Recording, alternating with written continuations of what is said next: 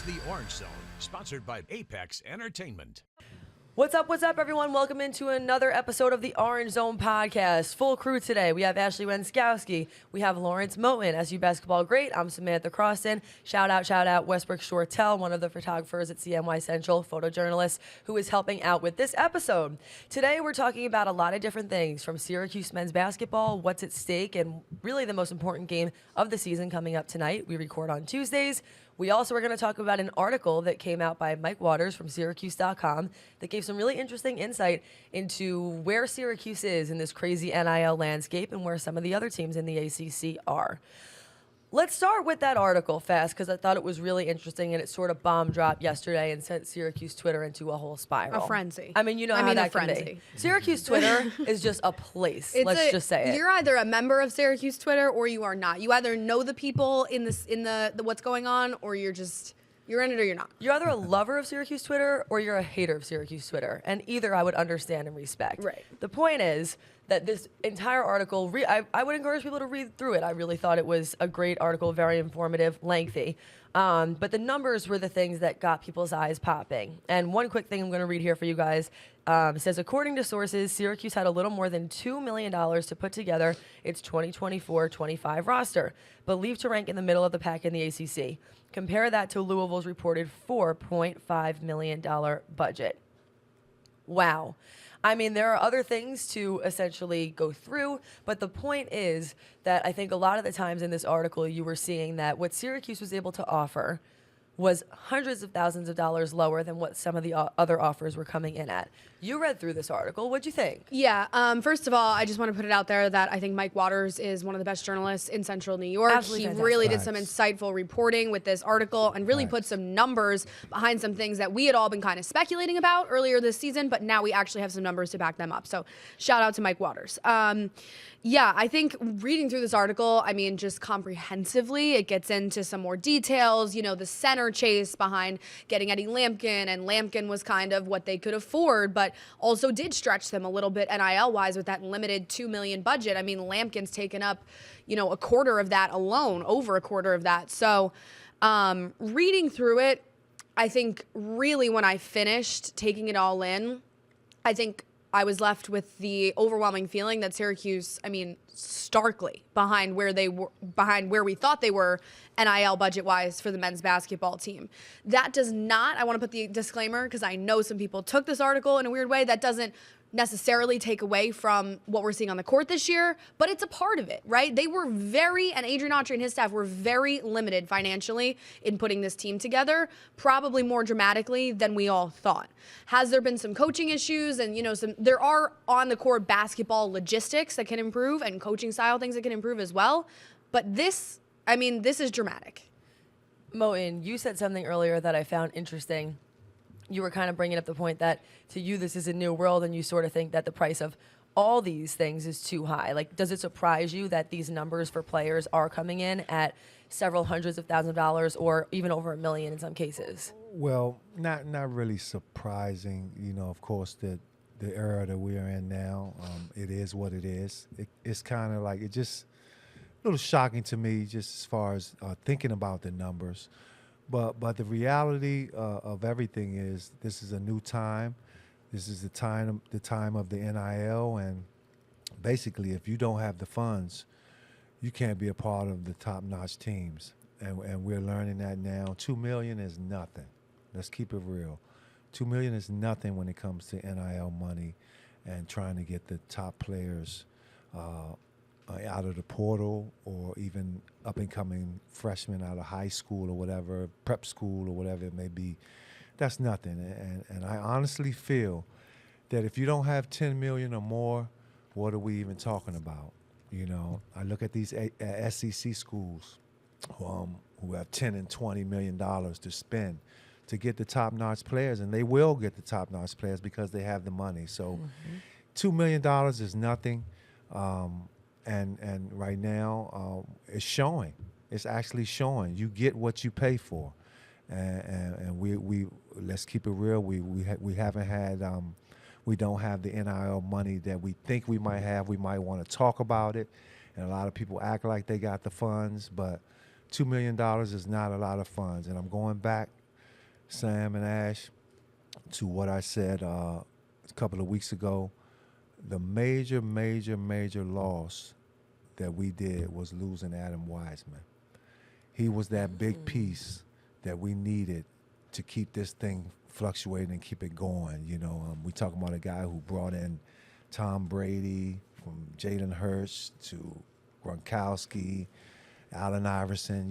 He had the funds, and all he wanted to do was be a part of this university and this organization that we have. And we dropped the ball. I'm gonna keep it real. We dropped the ball, but there's a chance that we can also bring that ball back. Just because things don't work out, that doesn't say that you can't renegotiate or re-talk to this person and try to bring him back to our university. And I saw something on TV last night that really, it made me happy. And it was called the TBT's Coming Back. And he's a part of the TBT. So, sometimes you gotta just keep it real and understand that you made a mistake as a university and bring them back. Because truthfully, we lost a big piece in losing Adam. Yeah, I took his involvement in Boeheim's Army this summer as at least a positive sign that he might be mending his relationship with the university a little bit, whatever that looks like. I know there's some controversy surrounding Adam Weitsman. He has criminal charges. There's been some questionable things in the past. Syracuse, as a university, did not like what he was doing in the era before NIL, before this was all legal and whatnot in 2021. They felt like he was kind of breaking the rules with what he was doing with some of these recruits, how he was flying them out here, who he was having them to meet with. But I agree with you that it doesn't even necessarily pertain to him. They just could use someone, a big donor like him, to get More that than one national person. exposure. Absolutely. What he was doing was beneficial to Syracuse in many ways. But I also see the side of things where he did break some rules before NIL. Yeah. Well, all I can say about that, Ashley, is nobody in this world is perfect. We all make mistakes. I go back to prime example. Everybody's talking about St. John's. St. John's basketball was looking terrible for the past 15 some odd years. They get Pitino, and they get somebody who gives Pitino millions of dollars and say, go recruit. And look at them now. So, nobody's perfect. The Godfather. No, Pitino. I think that is interesting because, right, like when you say it's like we're just looking for someone like him, it's like he would be the best choice. He's somebody who's so loyal to Syracuse, I feel like, and who even was saying on Twitter last night that other schools had contacted him, asking him to be a donor, and he said no because that's how loyal he feels to Syracuse. Do I think that he did some questionable things pre-NIL era? I do.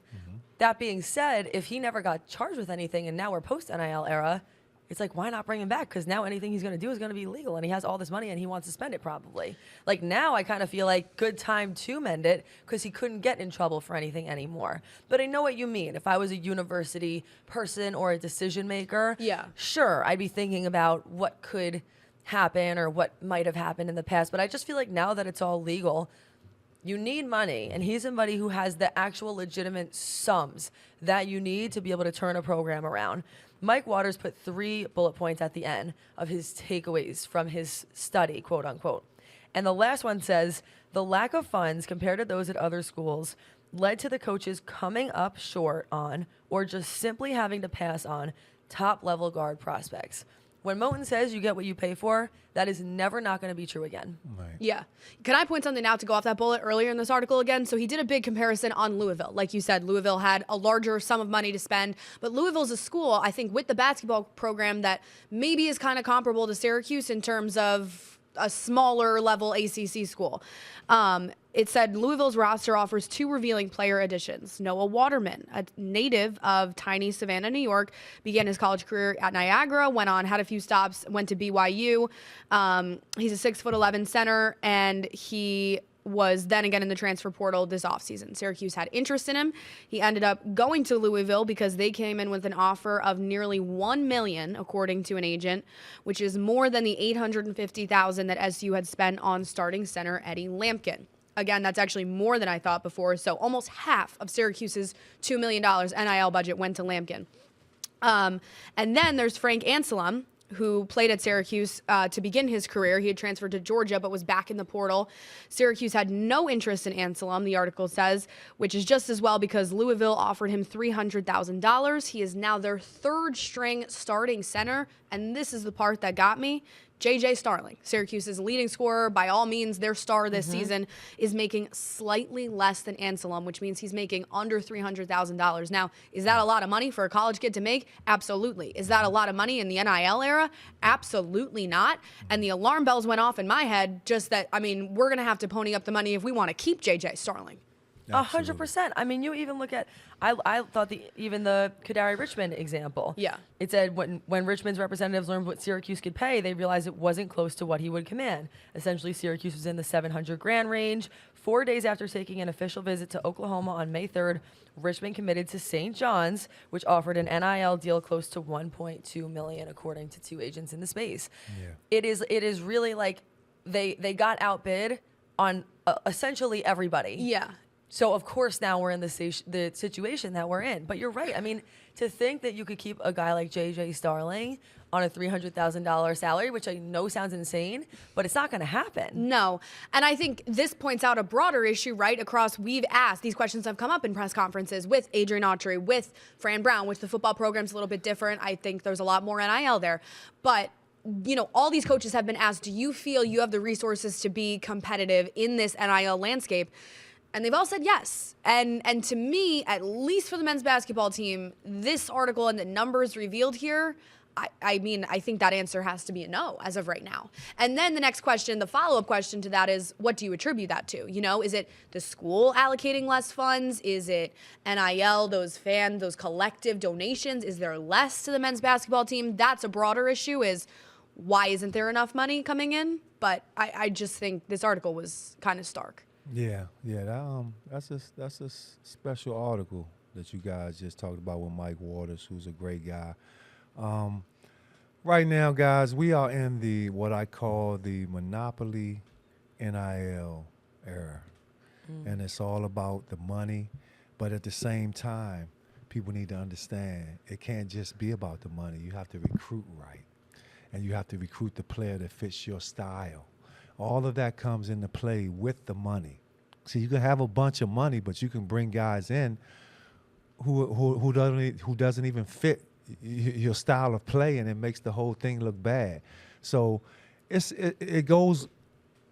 everybody has to come together. The university, the coaches, everything has to come together to make it work. It's no one side about how much money we got and just throw it out there and give it to these players.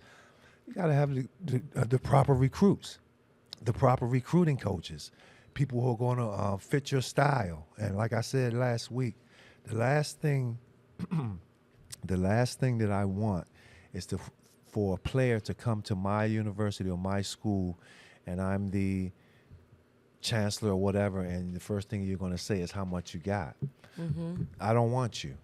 Yeah. Like Deion Sanders said, I do not want you. I want to hear what you got to say about the university and how you can fit your style of play to help the university's team play well, things like that. And it goes both ways. It has a lot to do with recruiting also. We can say, you can have all the money in the world, but if you can't recruit, it is what it is. Yeah, and I just want to say it again. I mean, I think that this article was shocking in terms of the NIL. They're working with way less than we even thought. Again, it doesn't change the fact or some of the questions about the coaching staff and the performance on the court this year. But, I mean, I guess it just does uncover how little they were working with in the transfer portal. And it explains, we were talking about earlier this season, all right, why are they bringing in guys from some of these mid-majors, Delaware and Hofstra? Well, you look at those NIL numbers, that might explain some of that. The best they could get. Sure. Yeah. So it's a dual-sided issue. I feel like Syracuse Twitter freaked out, and they took the Mike Waters article in a weird way. They were saying this is making excuses. No, it's not making excuses. A weird way. It's part of the problem. Mm-hmm. This is a multifaceted issue. Autry has hit, issues this season, but he also was not working with a lot coming into this season and was basically trying to make a lot out of a little. Now, that doesn't change the fact that Syracuse, it's been a tough year, right? They're not even beating teams that probably have less an NIL than them. They're not even beating teams, way, way, way lower tier ACC. They've struggled to win games you feel like they should win. That doesn't change all that. But there's multiple sides to this, which I feel like everybody just needs to recognize. It's not just a coaching issue. It's not just an NIL issue. It's not just a talent issue. It's not just a portal issue. It's not just a recruiting issue. It's everything. I agree. Absolutely. And I think my last point, and then we can move on and talk about this game tonight because it is a big one. But your question of why, how did this happen? There are still a lot of questions that remain that need answers to them. Like, I need to understand, and this is something I'm truly trying to get to know more about, but why is it that Fran Brown was able to bring in a guy like Kyle McCord? Is it because people who like to donate to the football program just bought in more? And what makes them buy in? Because yes, Syracuse had a really successful season, but Fran Brown did have the money that he needed to get some of these guys before he even had one win. So people did bet on him prior to the season. You see what I'm saying? Yeah. And it seems like nobody bet on Syracuse basketball, and now it's too late. Well, what makes you buy in is your character and the type of person you are genuinely, and people can feel that. They can feel the love if you seriously, genuinely talking about change and how you want to win and what you're going to bring to the program. If you can truly, and seeing that in Fran, I saw that off the break. I really, truly, I feel like I'm a good judgment of talent, and I saw that. And he said one thing that touched me, and I'll never forget it. When he first got the job, he looked at the camera and he said, "I just want you people to know that I was once homeless, and I never want to go back." And that's all I needed to hear. That's all I needed to hear. That lets me know that he's going to put in the work. He's going to give it his all, but he also has a great staff around him to help him be successful. So it has a lot to do with the coaching personality too, and how much you preach and how much you teach, and have your players and the people around you buy into what you're saying. Yeah, we've touched on it, but Fran is so transparent. I think but also your point about Kyle McCord. Kyle McCord committed here, 3 weeks after Fran Brown was named head coach? I mean, there was not a lot of time in there to whatever donors or NIL, or he got the money. Yeah. How did he get it so quickly? That's all a deeper topic. I think that has something to do with him recruiting Kyle McCord in the past. Sure. Absolutely. That, and that's my point. So you say connections are a part of it. I actually completely agree with you. Yeah. Character is a part of it because if people see, we all felt how that felt in the beginning with Fran Brown, where it was like everybody felt so excited before he even got on the field that if I was rich, maybe I would have done something about it. Right. You know what I mean? If I wasn't broke, who knows? You're buying some stock. You're buying some stock. Yeah, but exactly. it makes me wonder, because you say you're a good judge of character, and I totally agree with that. I think you can see people, in a way that a lot of others cannot. That feeling you just described with Fran Brown, did you get that feeling from Autry this year? Well, it's a difference because I've known Autry for 30-something years, and growing up with him, when I say growing up with him, being teammates in college when we were young kids, I knew what type of person he was. So he's a fiery guy. He gets emotional, but head coaching and assistant coaching is totally different. And this is new to him as a head coach. When you're the head honcho, everything revolves around you and how you get things started. And he's learning. He's learning that part right now as we speak, as far as learning how to run a team.